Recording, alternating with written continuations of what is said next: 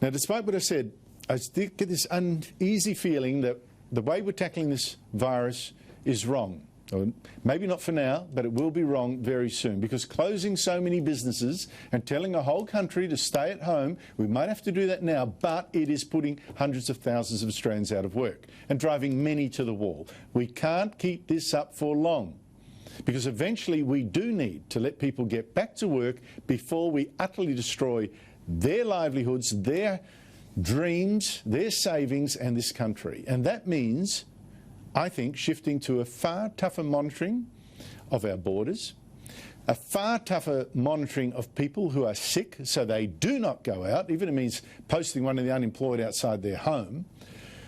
Also, tighter protection of the sick and the frail. All 5 people who died over the last day were old. All had pre-existing medical conditions. Sorry, 4 of the 5 I know of had pre-existing medical conditions. And we really do need testing and supervised quarantining of returning travellers, really, so that we won't get cases like the one in the Herald Sun this morning of a Melbourne couple returning from Aspen with coronavirus and going out, it's claimed by friends and acquaintances, to parties and to the shops and to the golf, even when they knew they had the virus. Well, the couple denies doing that, I should add, but a number of their acquaintances say different. And we do need to test and test and test so that we can find and isolate anyone who is sick as fast as possible so they do not infect anyone else. But one of the key problems there has been a shortage of testing kits and the time taken to get a result. Well, good news. Dr. David Badov is the Head of Gastroenterology at the Frankston and Rosebud Hospitals of Victoria and is also Director of a Melbourne Diagnostics, an accessory supplier called Endo X. And he joins me from the studio outside, safe distance. David, thank you so much for coming in. You have developed, I've seen this, you showed me this before the show, it looks very natty. You have developed a new testing kit and you're rolling out 500,000 of them over the next week or two. What does your kit actually do? Thank you, Andrew. As you've mentioned, the concern as a specialist physician and so on has been that we are really not testing enough patients, and it's quite clear that we need to expand the testing. So what we're doing is we're bringing 500,000 of these kits next week to Australia. They're very different kits. They're called antibody testing kits, as you would have seen on the news, very similar to what UK, it was in the news this morning, what UK have done. They're making 1 million of these kits available to their population. So this is really what it looks like.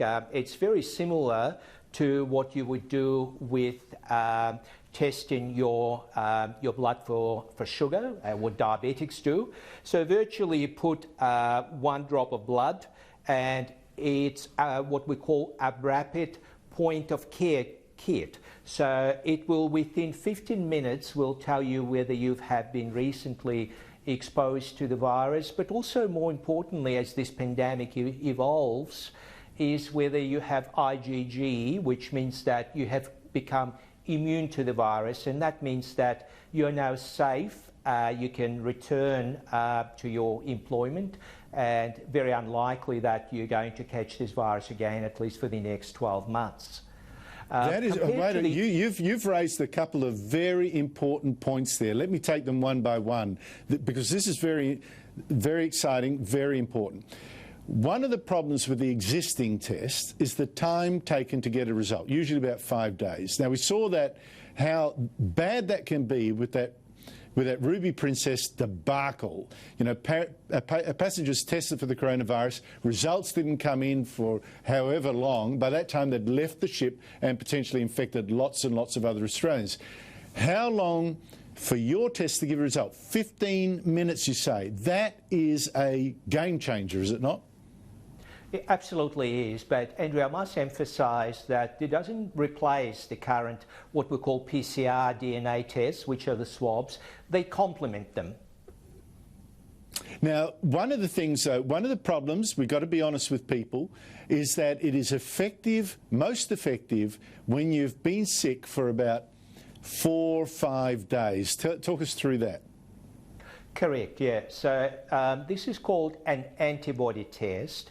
And so normally when you get a disease, particularly a viral disease, it takes a few days to develop antibodies. Now, to be clear, normally patients don't come in and get tested the same day they get the disease. So normally you would have the disease for a few days before you actually present for testing. So the first thing I need to say is the specificity of this test. So it is 100% specific for the coronavirus. So it's not going to be positive if you've been exposed to influenza, for instance.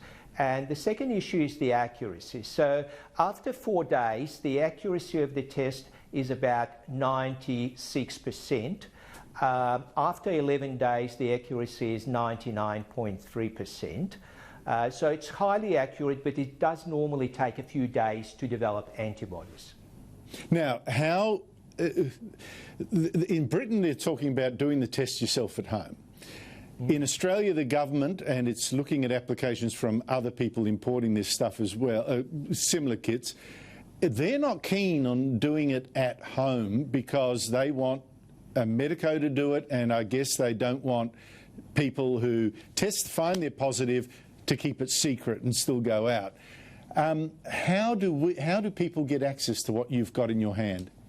Yeah, they're very good points. As you've said, in UK, the UK government is making it available to the population.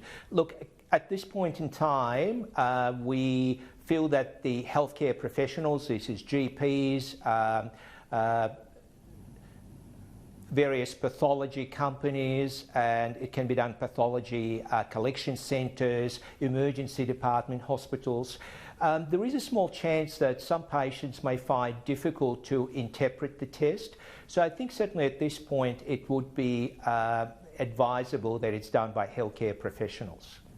Now, finally, people will say, well, if it takes 4 or 5 days of being sick before you get a result, I think we should note 2 things. One is, of course, that it's usually 4 or 5 days before anyone thinks they're sick and would get a test anyway. So that's point 1.